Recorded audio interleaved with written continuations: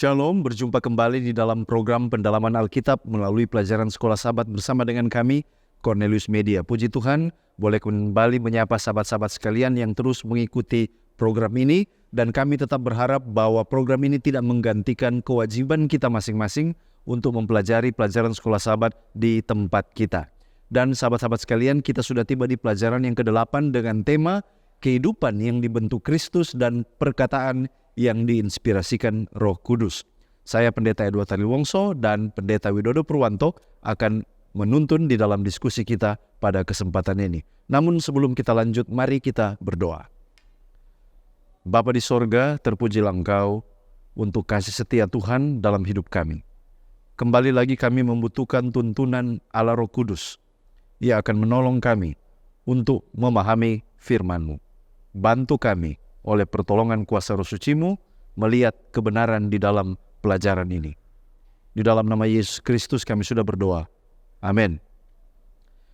Kami kembali mengingatkan bahwa program ini terbagi dalam 4 bagian. Yang pertama kita melihat dasar Alkitabiah, pelajaran sepanjang pekan ini. Yang kedua kita mencoba mendalami makna dari ayat inti.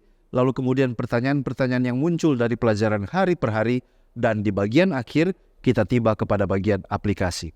Mari kita lihat bagian yang pertama, dasar Alkitabiah, ayat-ayat yang dipilih oleh penulis pelajaran Sekolah Sabat untuk pelajaran sepanjang pekan ini.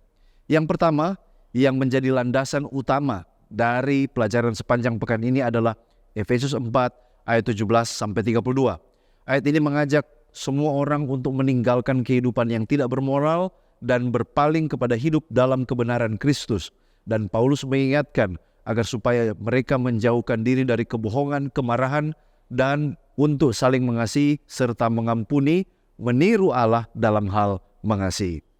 Lalu kemudian Kolose 3 ayat 1-17. Paulus menekankan perlunya fokus pada hal-hal surgawi, dan orang percaya diminta untuk meninggalkan perilaku lama dan mengenakan kepribadian daripada Kristus. Sakaria 3 ayat 3-5. Dalam sebuah penglihatan, Yosua imam besar dibersihkan oleh Tuhan dari dosa-dosanya, menggambarkan pemulihan dan pemurnian rohania. Bagaimana Yosua diberikan pakaian baru menjadi lambang pemulihan dan pengampunan daripada Allah.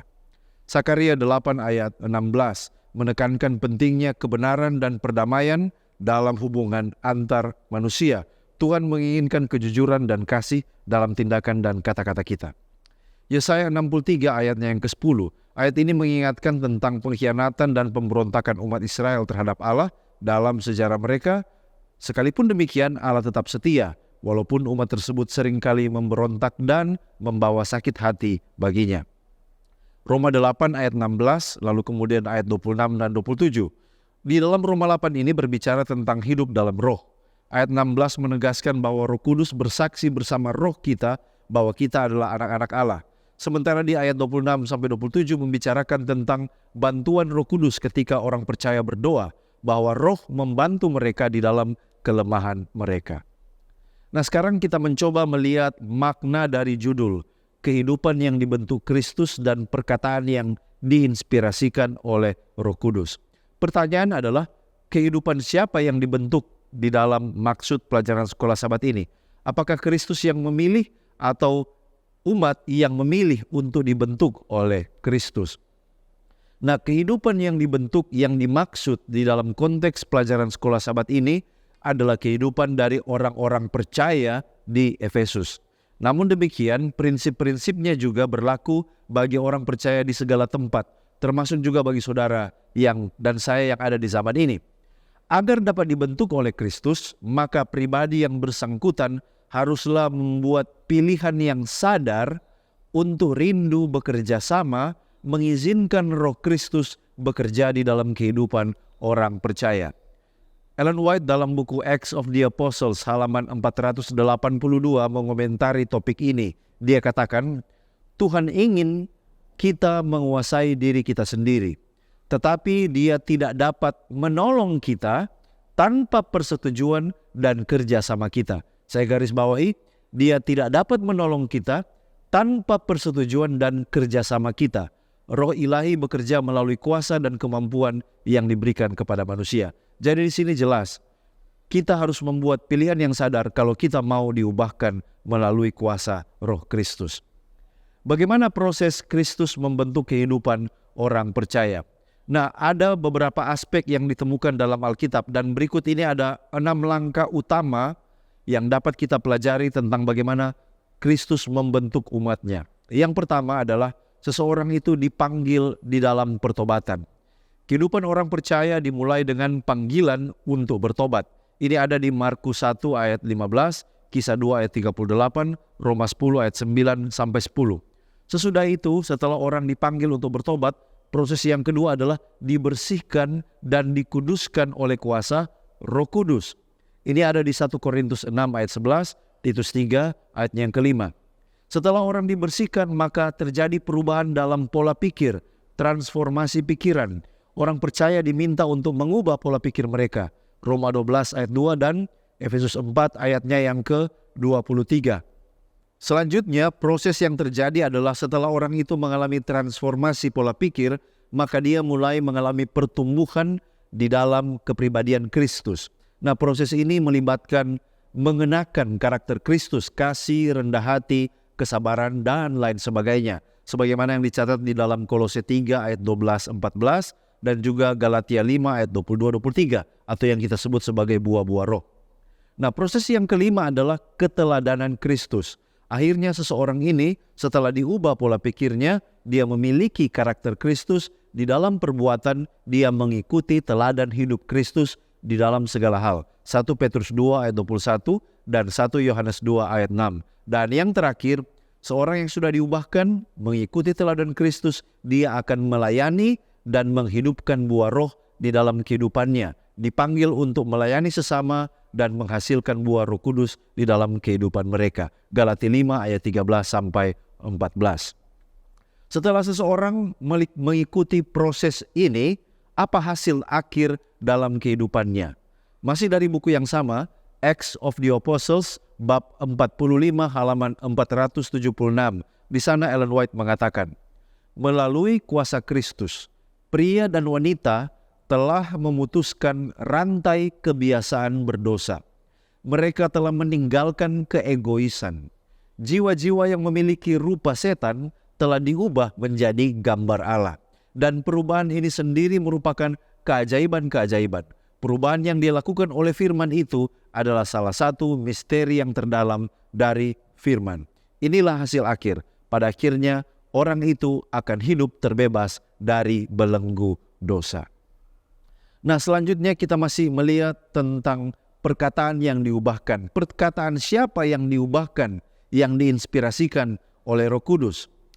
Kalau kita belajar kitab Efesus, maka ada 2 ayat yang mengindikasikan bahwa perkataan yang diinspirasikan oleh Roh Kudus yang dimaksud oleh Paulus adalah jemaat Efesus dan juga kita semua sebagai warga jemaat Allah di zaman modern ini.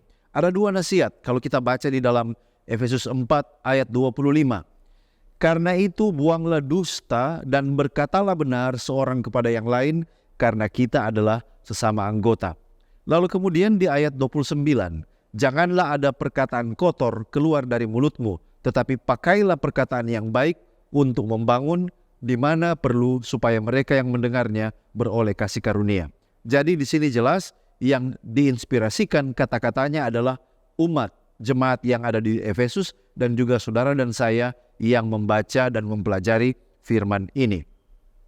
Bagaimana kita membedakan perkataan yang diinspirasikan oleh Roh Kudus dan mana yang bukan? Ada beberapa kebenaran. Yang pertama, Roh Kudus akan menuntun orang untuk berkata kebenaran dan bukan dusta. Yohanes 14 ayat 26. Yang kedua, Roh Kudus tidak akan mendorong seseorang untuk mengeluarkan kata kotor atau makian. Kolose 4 ayat 6 dan Efesus 2 4 ayat 29. Yang berikut, Roh Kudus akan mendorong untuk mengeluarkan kata-kata yang membangun dan menegur, bukan merendahkan dan menghina. Lalu kemudian, Roh Kudus akan mendorong orang untuk bersaksi meninggikan Allah dan bukan meninggikan diri sendiri. Kolose 3 ayat 17 dan Kisah 1 ayat 8. Itulah bagaimana caranya kita membedakan antara kata-kata yang diinspirasikan oleh Roh Kudus dan roh yang lain. Bagaimana Roh Kudus bekerja dalam seseorang sehingga perkataan dari seseorang itu sesuai dengan kehendak Roh Kudus. Nah, dampak hati yang telah diubah oleh Roh Kudus dalam ucapan orang percaya itu tercermin dalam berbagai cara. Ketika seseorang mengalami transformasi oleh Roh Kudus, hal ini mempengaruhi cara dia berbicara dan berinteraksi dengan orang lain. Dalam kata-katanya, kita akan melihat ada kasih dan kebajikan, ada kerendahan hati, ada pengendalian diri, ada penuh kasih dan perhatian. Bicaranya yang membangun, lalu kemudian dia membicarakan tentang pengampunan dan damai dan bukan pembalasan dendam atau perseteruan. Lalu kemudian dia akan bersuka bersaksi dan menginjil. Intinya adalah hati yang diubah oleh Roh Kudus membentuk ucapan yang mencerminkan karakter Kristus. Jadi bagaimana Roh Kudus mengubah? Dengan mengubah hati, karena dari hatilah keluar semua ucapan dari seseorang tersebut. Demikianlah ini yang menjadi landasan kita untuk belajar lebih dalam tentang maksud dari kehidupan yang diubahkan dan kata-kata yang diinspirasikan oleh Roh Kudus. Ya, dan saat ini kita berpindah kepada pembahasan ayat inti kita yang terdapat di dalam Efesus pasal yang keempat ayat 22 sampai ayat yang ke-24. Yaitu bahwa kamu berhubung dengan kehidupan kamu yang dahulu harus menanggalkan manusia lama yang menemui kebinasaannya oleh nafsunya yang menyesatkan, supaya kamu dibaharui di dalam roh dan pikiranmu, dan mengenakan manusia baru yang telah diciptakan menurut kehendak Allah di dalam kebenaran dan kekudusan yang sesungguhnya. Nah, perikop Efesus 4 ayat 17-32 sebenarnya merupakan kelanjutan dari Efesus pasal 4 ayat 1-16, yaitu tentang persatuan. Namun Paulus melihatnya di sini dari sudut pandang yang baru. Kali ini dia membahas tentang perubahan hidup yang harus dialami oleh orang-orang percaya di Efesus. Intinya adalah supaya mereka meninggalkan gaya hidup lama yang dipengaruhi oleh dosa serta keduniawian dan menggantikannya dengan mengenakan kehidupan yang baru yang tercermin dari hubungan mereka dengan Allah dan juga hubungan dengan sesama manusia. Mereka harus menanggalkan manusia lama, kebiasaan-kebiasaan hidup lama yang sia-sia, terpisah dari Allah. Ayat 17-19 mengatakan, hidup dalam dosa dan hawa nafsu, kemudian mereka harus belajar dari Kristus, bertumbuh menjadi manusia baru di dalam Kristus, dibaharui dalam batin dan karakter, serta praktek-praktek kehidupan mereka. Jadi intinya dari perikop ini adalah Paulus sedang memberikan amaran dan nasihat bahwa beriman kepada Kristus bukan hanya secara verbal saja, tetapi juga harus mengalami perubahan nyata dalam hidup yang mencerminkan iman kita dan kehidupan baru di dalam hidup Kristus. Nah, jelas perikop Efesus 4 ayat 17-32 adalah nasihat Paulus yang disampaikan kepada orang-orang percaya yang ada di Efesus. Namun bila kita cermati dan mundur ke pasal sebelumnya, yaitu pasal yang ketiga, khususnya ayat yang pertama dan ayat yang ke-6, maka kita dapati di sana kata kamu yang dimaksud di dalam ayat yang ke-22 lebih merujuk kepada orang-orang non-Yahudi di Efesus yang telah menjadi percaya atau telah menjadi Kristen. Nah, kemudian kita dapati ada frase kehidupan kamu yang dahulu manusia lama. Apa pengertian dan maksud dari frase ini? Ini adalah keadaan kehidupan orang-orang percaya non-Yahudi sebelum mereka menerima Injil. Ayat 17-19 mengatakan, jangan hidup lagi sama seperti orang-orang yang tidak mengenal Allah dengan pikirannya yang sia-sia dan pengertiannya yang gelap, jauh dari hidup persekutuan dengan Allah, karena kebodohan yang ada dalam mereka dan karena kedegilan hati mereka. Perasaan mereka telah tumpul sehingga mereka menyerahkan diri kepada hawa nafsu dan mengerjakan dengan serakah segala macam kecemaran. Seventh-day Adventist Bible Commentary volume 6 halaman 1026 mengatakan, ungkapan ini yaitu manusia lama tampaknya memiliki arti lebih dari sekedar tindakan atau kebiasaan lama dan mencakup pikiran dan sifat yang merupakan sumber dari setiap tindakan manusia lama yang telah mati sesuai dengan Roma 6 ayat 6 dan tidak boleh dihidupkan kembali. Ciri-cirinya adalah, ciri-ciri manusia lama maksud saya, yang pertama hidup terpisah dari Allah, di mana akan ada perasaan tumpul, kebodohan, kedegilan hati, hawa nafsu, dan segala macam kecemaran. Yang kedua, ada dusta, fitnah, dan segala macam perkataan kotor. Yang ketiga, ada kepahitan, kegeraman, kemarahan, pertikaian, fitnah, dan segala macam kejahatan, termasuk di dalamnya ada mencuri. Seventh-day Adventist Bible Commentary memberi istilah being corrupted atau rusak, kehidupan yang rusak akibat dosa yang merupakan faktor penghambat dari pertumbuhan kerohanian kita. Nah, apa yang dimaksud dengan roh di sini? Sebab di dalam tulisan di sini digunakan huruf kecil untuk menyatakan roh. Frase lengkap dari Alkitab versi bahasa Inggris adalah be renewed in the spirit of your mind. Artinya dijadikan baru dalam roh pikiranmu. Klein Snodgrass dalam the NIV, New International Version Application Commentary, dalam kitab Ephesians halaman 235 mengatakan bahwa yang Paulus maksudkan dengan roh adalah pusat pengendali keberadaan kita dan sarana hubungan kita dengan Allah. Ini adalah objek pembaharuan yang terus-menerus. Jadi dalam konteks ayat inti kita, kata roh yang dimaksud bukanlah Roh Kudus, melainkan bagian batinia atau hati nurani seseorang yang ada koneksinya dengan hubungan pribadi orang itu dengan Tuhan. Aspek batinia atau jiwa dan pikiran manusia ini mempengaruhi pertumbuhan rohani dan transformasi karakter seseorang. Seventh-day Adventist Bible Commentary menitik beratkan spirit di sini dengan mind atau pikiran, di mana terdapat prinsip-prinsip yang mengatur setiap tindakan kehidupan kita. Kemudian halaman 1027 dari Seventh-day Adventist Bible Commentary volume 6 dikatakan perubahan itu bukanlah perubahan pendapat atau pandangan yang dangkal atau konsep doktrinal yang baru. Perubahan itu adalah hal yang mempengaruhi sifat pikiran dan prinsip-prinsip yang mengaturnya. Nah, sekarang bagaimana proses roh dan pikiran diperbaharui dan kemudian siapa yang bisa melakukannya?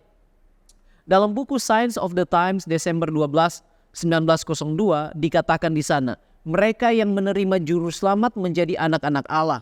Mereka adalah anak-anak rohaninya dilahirkan kembali, diperbaharui dalam kebenaran dan kekudusan sejati. Pikiran mereka diubahkan dengan visi yang lebih jelas. Mereka diadopsi ke dalam keluarga Allah dan mereka menjadi serupa dengannya, diubahkan oleh rohnya dari kemuliaan ke kemuliaan.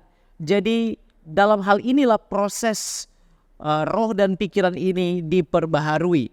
Nah, Seventh-day Adventist Bible Commentary volume 6 halaman 1027 mengatakan ada keretakan yang mendalam dalam jiwa manusia seperti yang terjadi dalam keluarga manusia. Keretakan yang dapat disembuhkan hanya dengan pengaruh dan kuasa Tuhan Yesus Kristus yang menyatukan itu. Jadi hanya oleh kuasa dan pengaruh Tuhan Yesus Kristus.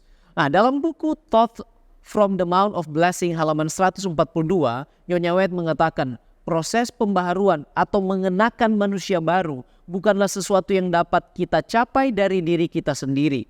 Allah sendiri adalah kuasa yang bekerja aktif dalam proses penciptaan kembali. Tetapi perubahan itu tidak akan terjadi tanpa persetujuan dan kerjasama dari manusia. Jadi proses perubahan ini adalah kuasa aktif Allah yang bekerja di dalam kehidupan manusia, tetapi membutuhkan juga persetujuan dan kerjasama dari manusia. Kalau kita tidak setuju dan tidak menerima, maka sia-sialah Allah bekerja melalui kuasa Roh Kudus.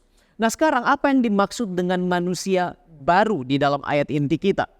The Zondervan Encyclopedia of the Bible M2P halaman 60 mengatakan bahwa frase hokainos anthropos, the new man atau manusia baru, merujuk kepada manusia yang diubahkan oleh Roh Kudus melalui iman kepada Yesus Kristus. Kata Yunani kainos di sini sendiri berkaitan dengan kualitas pembaruan yang berlangsung dalam waktu yang cukup lama. Jadi ini adalah tentang kualitas hidup yang berubah dari keadaan yang lama. Bible komentari kita juga menekankan tentang keadaan baru ini, yaitu dalam hal kualitas kehidupan. Nah, manusia baru dalam Efesus pasal 4 ayat 24 merujuk pada identitas yang baru, identitas yang dimiliki oleh orang percaya setelah mereka menerima iman dalam Yesus Kristus. Ini mengacu pada perubahan batinia yang radikal yang terjadi ketika seseorang melepaskan manusia lama yang dipengaruhi oleh dosa dan keduniawian dan mengenakan karakter dan ciri-ciri yang baru yang dicirikan oleh Kristus Yesus sendiri. Di zaman dahulu, hal ini bisa disamakan dengan mengganti pakaian, di mana hal ini sama seperti penggantian identitas secara menyeluruh atau total. Pelajaran sekolah sahabat kita menekankan hal ini dengan 3 langkah, yaitu yang pertama menanggalkan atau berpaling dari cara hidup yang lama, Yang kedua mengalami pembaharuan batinnya. Dan yang ketiga mengenakan pola hidup yang baru seperti Allah. Ciri-ciri manusia baru. Tidak tinggal dalam kehidupan lama atau kebiasaan-kebiasaan yang dikendalikan oleh hawa nafsu dan keinginan daging. Yang berikut, hidup diubahkan. Artinya dia telah membuang kepahitan, kegeraman, kemarahan, pertikaian, dan segala macam jenis kejahatan. Yang berikutnya, tidak ada fitnah. Manusia baru tidak ada fitnah di sana, atau dusta, atau kata-kata kotor. Justru ada kata-kata yang membangun. Yang berikutnya, orang yang telah menjadi manusia baru, ramah, penuh kasih mesra, dan saling mengampuni. Dan hidup mengikuti teladan Kristus di dalam hal penyangkalan diri. Nah, sekarang apa pengertian diciptakan menurut kehendak Allah yang terdapat di dalam Efesus pasal 4 ayat yang ke-24? Andrew Lincoln dalam Word Biblical Commentary volume 42 halaman 271 mengatakan bahwa frase Yunani kata theon secara literal bisa diartikan in accordance with God atau sesuai dengan Allah, dapat berarti menurut kehendak Allah atau serupa dengan Allah atau juga seperti dengan Allah. Nah, halaman 288 dia katakan di sana, sebagai ciptaan baru yang diciptakan menurut kehendak Allah atau serupa dengan Allah, orang-orang percaya harus menjadi benar sebagaimana dia benar dan kudus sebagaimana Allah itu kudus. Ini adalah pengertian tentang diciptakan menurut kehendak Allah. Nah, kemudian Seventh Day Adventist Bible Commentary volume 6 halaman 1027 mengutip dari tulisan Nyonya White dari buku Education halaman 125 mengatakan bahwa ini adalah pemulihan dalam jiwa manusia, gambar dan rupa Allah. Nah, pemulihan gambar dan rupa Allah ini berhubungan dengan kebenaran Allah dan kekudusannya. Mengenai hal ini Nyonya White memberikan keterangan dalam letter 2A 1892 mengatakan bahwa pengudusan jiwa dicapai dengan memandang Dia, memandang Kristus dengan iman sebagai anak tunggal Allah yang penuh kasih karunia dan kebenaran. Kuasa kebenaran adalah mengubah hati dan karakter. Efeknya tidak seperti memberikan sedikit warna di sana di sini di atas kanvas. Seluruh karakter harus ditransformasikan atau diubahkan. Gambar Kristus harus dinyatakan dalam kata-kata dan tindakan. Suatu sifat yang baru diberikan. Manusia dibaharui menurut gambar Kristus di dalam kebenaran dan kekudusan yang sejati. Tidak ada seorang pun yang menerima kekudusan sebagai hak kesulungan atau sebagai hadiah dari manusia lain. Kekudusan itu adalah anugerah Tuhan melalui Kristus Yesus. Baik, terima kasih pendeta. Selanjutnya kita menyoroti tentang tema manusia baru di dalam konteks Efesus 4 ayat 17 sampai 32. Mari kita lihat dulu struktur dari Efesus 4 ayat 17 sampai 32, tema-tema apa yang ingin disampaikan oleh Rasul Paulus. Nah, kalau kita lihat di dalam ayat 17 sampai 19, Rasul Paulus berbicara tentang pengenalan kehidupan lama dan kehidupan baru. Di bagian ini Rasul Paulus menyinggung tentang kehidupan orang percaya harus berbeda dari orang yang tidak percaya. Kemudian Rasul Paulus mengatakan bahwa orang yang tidak percaya hidup dalam kegelapan dan juga kebingungan. Di bagian selanjutnya ayat 20 sampai 24, Rasul Paulus menyoroti tentang transformasi pikiran dan kepribadian. Di mana Rasul Paulus mengatakan bahwa orang percaya diajarkan oleh Kristus untuk melepaskan pola pikir yang lama, lalu mereka harus mengenakan kepribadian yang baru yang mencerminkan Allah. Lalu bagian yang ketiga ayat 25 sampai 32, di sana Rasul Paulus berbicara tentang etika Kristiani di dalam hubungan sesama. Contohnya dia katakan berbicara tentang kebenaran dan jangan berbohong. Tidak boleh marah dan membiarkan amarah berlarut-larut, lalu kemudian memberikan izin kepada setan untuk mempergunakan kita. Lalu yang ketiga, memberi dan memaafkan dengan tulus. Menghindari berbicara kotor, mengedepankan kata-kata yang membawa kebaikan, lalu berperilaku baik dengan penuh kasih dan kerendahan hati. Inilah struktur dari Efesus 4 ayat 17 sampai 32. Apa sebenarnya tujuan pelajaran ini?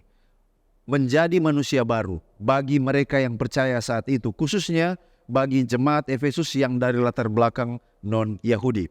Minimal ada 3 tujuan Paulus kepada orang Kristen non-Yahudi dengan nasihat yang dia berikan ini. Yang pertama, untuk menjamin terjadinya persatuan dan kesatuan dalam tubuh Kristus.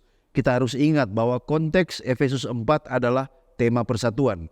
Jadi Rasul Paulus mengatakan nasihat ini untuk menjamin terjadinya persatuan dan kesatuan. Yang kedua, agar orang-orang dari budaya non-Yahudi yang tidak mengenal kebenaran diperbaharui dalam roh dan pikiran mereka. Efesus 4 ayat 23. Lalu yang ketiga, agar supaya mereka mencapai dan memperoleh kebenaran dan kekudusan yang sesungguhnya. Efesus 4 ayatnya yang ke-24. Kalau kita membandingkan kriteria antara manusia lama dan manusia baru, menurut dalam konteks Efesus 4 ayat 17-32, maka di sana kita melihat ada perbedaan. Contohnya, manusia lama itu berbicara yang bohong, kepalsuan, sementara manusia baru bicara dengan cara yang jujur. Lalu kemudian, manusia lama membiarkan amarahnya meluap-luap sampai dia berbuat dosa, mengizinkan setan memanfaatkan kemarahan itu. Tetapi manusia baru menurut Rasul Paulus, dia marah kepada dosa, marah kepada ketidakadilan, dan dia marah tidak mengizinkan setan untuk mempergunakan amarah itu menjebak dia dalam dosa. Lalu yang berikut, manusia lama mencuri apa yang bukan haknya. Tetapi manusia baru menurut Paulus melakukan pekerjaan dengan jujur, bahkan berbagi dengan mereka yang membutuhkan. Lalu selanjutnya, manusia lama mengucapkan perkataan yang kotor. Tetapi manusia baru mengucapkan kata-kata yang membangun, memberikan dorongan, memberikan semangat. Bagaimana proses konversi dari manusia lama menjadi manusia baru? Nah, Paulus menggunakan metafora pakaian untuk menjelaskan proses konversi ini. Yang pertama dia katakan untuk menanggalkan atau berpaling dari cara hidup yang lama. Efesus 4 ayat 22. Lalu kemudian sesudah itu dia katakan sesudah menanggalkan mengalami pembaharuan batin. Efesus 4 ayat 23. Dan akhirnya setelah dilepaskan pakaian yang lama, mengenakan pola hidup yang baru seperti Allah. Efesus 4 ayatnya yang ke-24. Jadi itulah proses konversinya. Menanggalkan yang lama, perubahan pikiran, lalu kemudian memakai jubah tabiat atau karakter yang baru. Siapa yang menolong di dalam proses konversi ini? Kalau kita baca di dalam Desire of Ages halaman 251, di sana dikatakan bahwa Allah menerima manusia apa adanya dan mendidik mereka untuk pelayanannya. Jika mereka mau menyerahkan dirinya kepadanya, Roh Allah yang diterima ke dalam jiwa akan mempercepat semua kemampuannya. Di bawah bimbingan Roh Kudus, pikiran yang dikhususkan untuk Tuhan akan berkembang secara harmonis dan dikuatkan untuk memahami dan memenuhi tuntutan-tuntutan Tuhan. Jadi jelas berdasarkan kutipan yang kita baca tadi, Allah membantu, menguatkan kita dengan segala kelemahan kita supaya proses konversi dari manusia lama kepada manusia baru ini segera terjadi di dalam kehidupan kita. Kalau begitu berapa lama prosesnya? Dalam buku Kisah Para Rasul halaman 560 dan 561 di sana dikatakan bahwa hanya dengan usaha yang panjang dan tekun, disiplin yang keras, konflik yang keras, kita dapat mengatasinya. Kita tidak tahu suatu hari nanti seberapa kuat konflik kita di hari berikutnya. Selama iblis berkuasa, kita harus menaklukkan diri kita sendiri. Dosa-dosa yang menimpa kita harus kita kalahkan. Selama hidup masih ada, tidak akan ada tempat perhentian. Tidak akan ada titik di mana kita dapat mencapai dan berkata, saya telah mencapai sepenuhnya. Jadi kesimpulannya, berapa lama proses itu berlangsung? Selama kita masih hidup, kita masih terus di dalam proses konversi untuk menjadi serupa dengan gambar Allah. Kalau begitu, pahala dan keuntungan apa kalau kita menjadi manusia baru? Lalu kemudian bahayanya apa kalau kita tetap mempertahankan manusia lama dalam hidup kita? Ada beberapa pahala dan keuntungan kalau kita berubah menjadi manusia baru. Yang pertama, kita akan dikuduskan dan dipersiapkan untuk pindah ke dalam kerajaan sorga. Yang kedua, kita akan memiliki karakter Kristus, kasih, sukacita, damai sejahtera, dan seterusnya. Yang ketiga, kita akan mengalami kedamaian batin. Yang keempat, kita akan memiliki pengaruh yang positif kepada masyarakat, umat yang ada di sekeliling kita. Dan yang kelima, kita akan bekerja sama ketika kita menerima Roh Kudus. Kita akan digunakan oleh Tuhan dengan cara yang berkuasa dan luar biasa. Namun, ada bahaya kalau kita tetap mempertahankan manusia lama. Yang pertama, kita akan terus terikat di dalam dosa, tetap terjebak dalam dosa dan kebiasaan lama. Yang kedua, kehidupan kita adalah kehidupan yang tidak berbuah. Kehidupan lama, hidup dalam daging dan nafsu, menghasilkan buah-buah duniawi, kebencian, kemarahan, kedengkian, dan keserakahan. Yang ketiga, kita akan hidup terpisah dari Allah. Yang keempat, kita akan membawa pengaruh yang negatif kepada masyarakat, orang-orang yang ada di sekeliling kita, bahkan jemaat kita. Dan yang kelima, pada akhirnya kita akan kehilangan berkat. Berubah menjadi manusia baru, membawa pahala, tetapi tetap menjadi manusia lama pada akhirnya mengakibatkan dampak yang negatif, justru pada akhirnya akan membawa kita kepada kebinasaan. Kita melepaskan keselamatan yang sudah ada pada kita. Ya, terima kasih Pendeta. Dan sekarang kita berpindah kepada hal perkataan yang disinggung di dalam pelajaran sekolah sahabat kita, yaitu terdapat di dalam Efesus 4 ayat 25-29, di mana di sana ada dusta, amarah, jangan mencuri lagi, dan perkataan-perkataan kotor.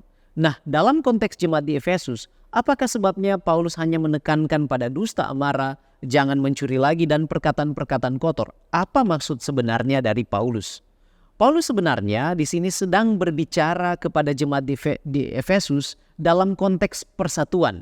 Kita tahu bersama dari Efesus pasal 4 ayat 1 sampai dengan ayat yang ke-16. Nah, dia mengetahui dengan jelas ada cara-cara hidup lama dari orang-orang non-Yahudi yang berasal dari paganisme yang bisa jadi menghancurkan persatuan dari jemaat yang sudah terbentuk.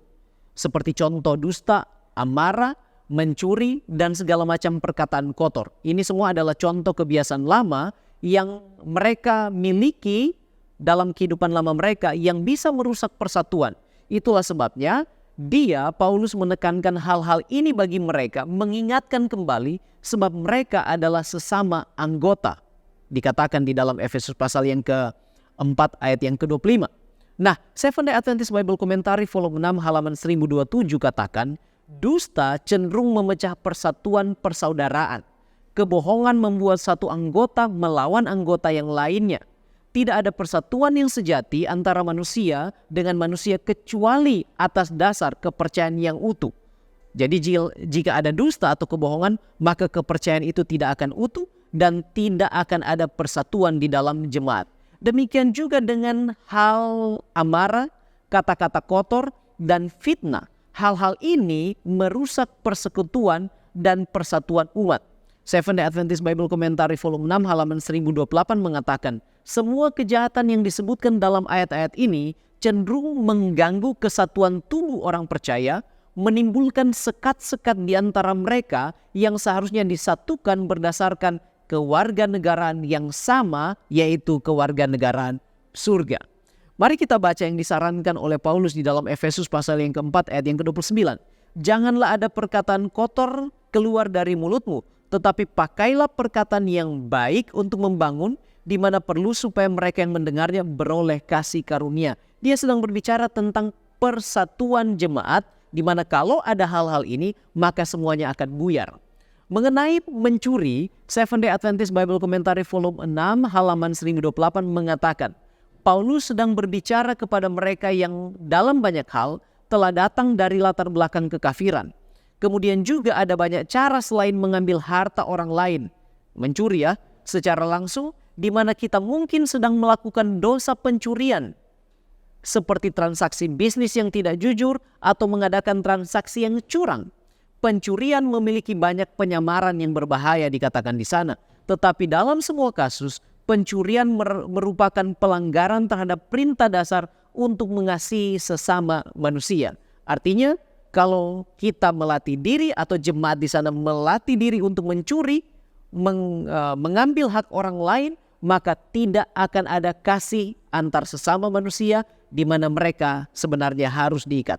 Apa yang disarankan? Ayat 31 dan 32. Segala kepahitan, kegeraman, kemarahan, pertikaian, dan fitnah hendaklah dibuang dari antara kamu, demikian pula segala kejahatan. Tetapi hendaklah kamu ramah seorang terhadap yang lain, penuh kasih mesra, dan saling mengampuni sebagaimana Allah di dalam Kristus telah mengampuni kamu. Dalam hal inilah persatuan di dalam jemaat bisa diupayakan, di mana mereka mengadakan usaha upaya untuk meninggalkan cara-cara yang lama, praktek-praktek yang mereka bawa dari latar belakang kekafiran. Terima kasih pendeta. Sekarang kita melihat bagaimana Rasul Paulus berpindah dari topik etika Kristen kepada peranan Roh Kudus. Ini ada di Efesus 4 ayat 30 sampai 32. Apa pengertian mendukakan Roh Kudus? Nah, untuk memahami apa artinya mendukakan roh, pertama-tama kita harus memahami bahwa ini karakter dari satu kepribadian. Hanya satu pribadi yang dapat didukakan. Oleh karena itu, Roh Kudus itu pastilah adalah satu pribadi sehingga dia bisa memiliki perasaan untuk didukakan. Nah, begitu kita memahami aspek ini, kita bisa lebih memahami bagaimana Roh Kudus didukakan.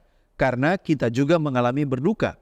Nah, Efesus 4 ayat 30 memberitahu kita bahwa kita tidak boleh mendukakan Roh Kudus.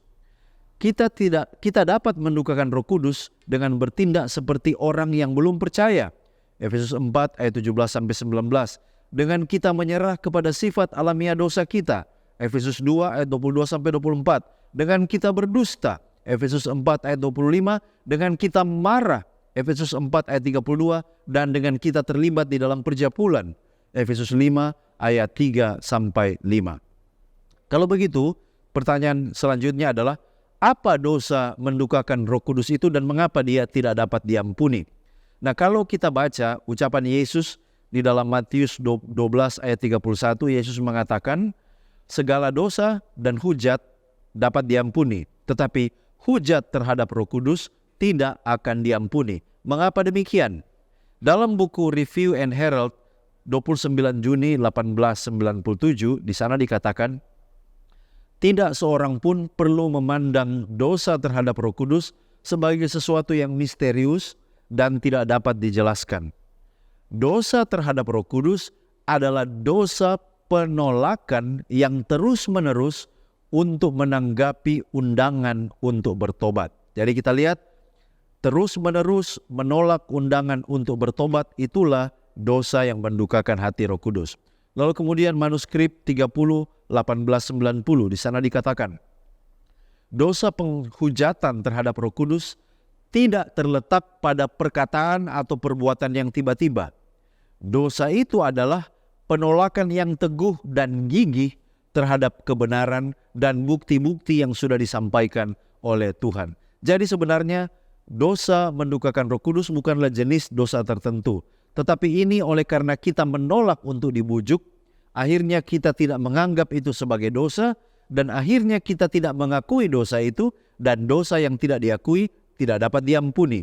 Mereka yang sementara melakukan dosa ini, sementara membangun satu mata rantai dosa yang kita sebut dosa mendukakan Roh Kudus. Bagaimana Roh Kudus bekerja dalam diri manusia supaya boleh menghasilkan hasil yang baik dalam hidup kita? Nah, minimal ada 3 hal yang saya mau bagikan tentang peranan Roh Kudus dalam menghasilkan yang baik. Yang pertama, Roh Kudus meregenerasi sifat alamiah atau nature atau karakter kealahan dalam diri orang Kristen. Itu ada di Titus 3 ayatnya yang kelima. Dengan kata lain, Roh Kudus berperan dalam transformasi karakter. Yang kedua, Roh Kudus membaptis atau melingkupi orang Kristen. 1 Korintus 12 ayat 13. Artinya di sini Roh Kudus memberikan panduan moral, mana yang berkenan, mana yang tidak berkenan, mana yang berdosa dan mana yang merupakan kebajikan. Ini adalah peranan daripada Roh Kudus. Dan yang terakhir, Roh Kudus akan tinggal dalam kehidupan orang percaya karena mereka adalah bait daripada Roh Kudus. 1 Korintus 3 ayat 16.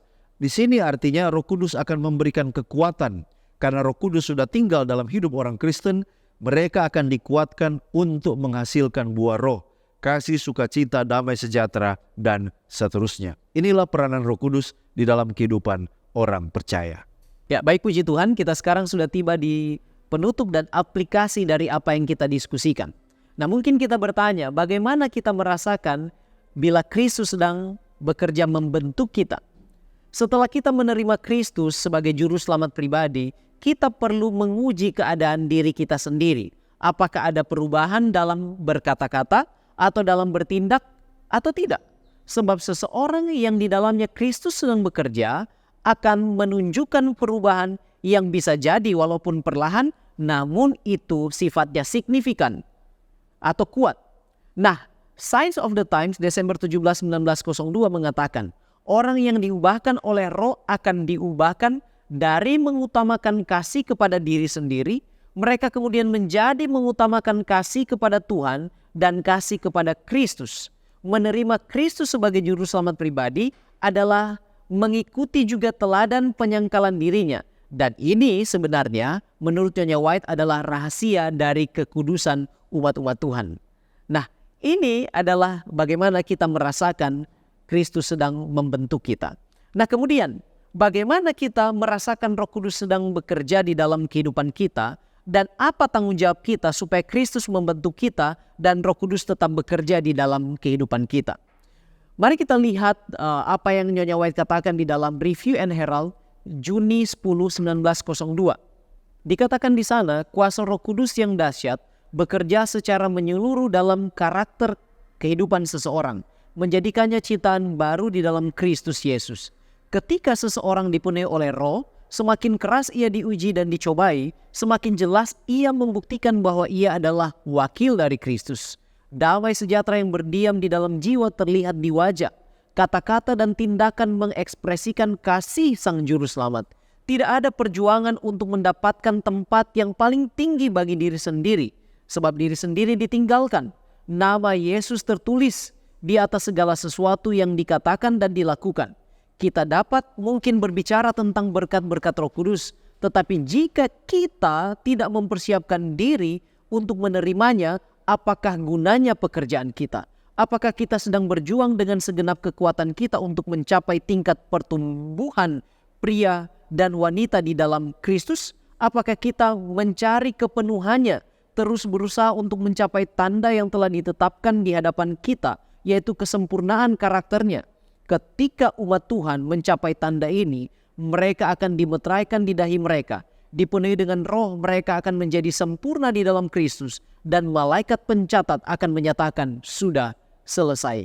Artinya, ketika kita mau diubahkan, ketika kita mau Roh Kudus terus bekerja di dalam hati kita, membawa kepada kekudusan Kristus dan keserupaan dengan Dia, maka adalah tanggung jawab kita di sana untuk kita menyiapkan diri kita supaya kita boleh menerima pemberian Kristus, yaitu transformasi kehidupan yang serupa dengan gambaran dan rupa Allah, di mana kita dimeteraikan di dalam Kristus, dan ketika kita dimeteraikan, kita akan siap menerima kehidupan yang kekal. Sebagaimana di dalam Wahyu pasal 22 ayat 4 katakan, dan mereka akan melihat wajahnya dan namanya akan tertulis di dahi mereka. Orang-orang yang sudah dimeteraikan Allah, orang-orang yang karakternya sudah diubahkan, tutur kata dan tindakannya sudah diubahkan oleh kuasa Roh Kudus. Mereka melihat bahwa nama Allah tertulis di dahi mereka. Karakter Allah terpancar, terpantul dari kehidupan mereka sehari-hari. Mari kita menjadi orang-orang yang mau diubah oleh kuasa Roh Kudus, terus bertumbuh sampai kepada kepenuhan Allah, di mana kita akan dimeteraikan dan di dalam kehidupan kita karakter Allah dinyatakan. Tuhan memberkati kita, mari kita tunduk kepala dan kita satu dalam doa. Terpujilah nama-Mu ya Tuhan Allah kami, sebab Engkau baik, Engkau telah menolong kami ketika kami belajar daripada-Mu, dan biarlah apa yang kami pelajari melalui firman-Mu ya Tuhan, termeterai di dalam hati dan nurani kami, mengubahkan kehidupan kami, mengubahkan jiwa kami untuk selalu memandang kepada Tuhan, dan mau bekerja sama dengan Roh Kudus, supaya kami diubahkan hari lepas hari, serupa dengan Engkau, memiliki karakter Kristus, dan kami siap mewarisi kehidupan kekal, di mana kami juga boleh menyatakan kepada orang lain ya Tuhan, siapa Allah kami melalui karakter yang kami tunjukkan dalam kata-kata maupun tindakan kami. Tolonglah kami oleh pertolongan Roh Kudus Tuhan setiap hari, sebab kami lemah, kami membutuhkan Engkau setiap saat. Kepadamu kami serahkan doa ini memohon berkat dan pengampunan dosa hanya di dalam nama Yesus Juru Selamat kami. Amin.